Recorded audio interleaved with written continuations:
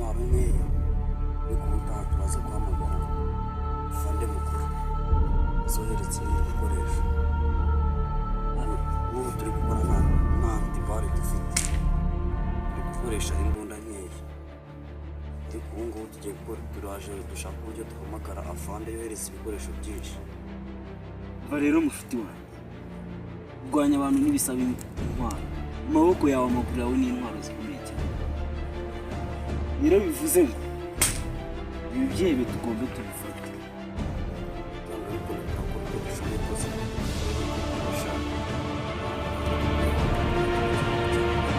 Abaturage ikintu twabaseze tugomba tubifata.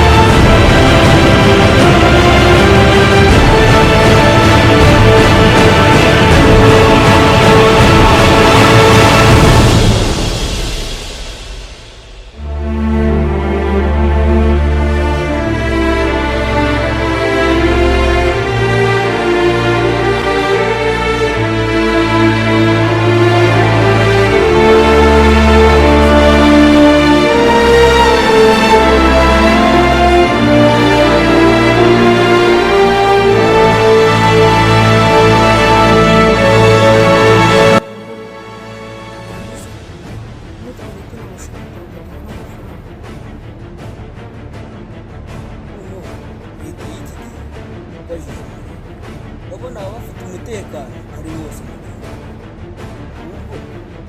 dukeneye intwaro nyinshi n'abandi ibindi byihebe bidufasha kugira ngo uburyo n'abapolisi cyangwa abasirikare iyo bahanyura bagira ikintu babasha kugira ibyo twabakurikira nyine.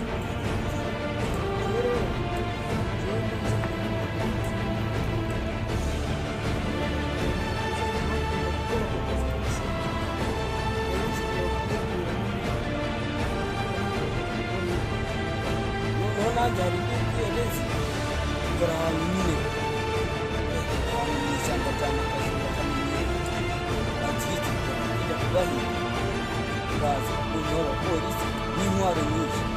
Hari n'ikindi cyemezo kigurisha intwaro, bashaka intwaro nyinshi ujye nyine n'abo basirikare bakaza bagira iki batumenyereza. Ibintu byo gutwara intwaro imwe nk'iyi mbunda urabona badufasha, ushobora kurwana ariko wowe ntiwarwana kuko baramutse bakurashe ugasigara n'imbunda, ubundi nanjye ntacyo yamfasha. Tugomba gushaka ibindi byihebe ari nako twongera intwaro. Ubwo njyewe buriya ndanihagije amaboko yanjye gukora fureshi ujya ufite n'intwaro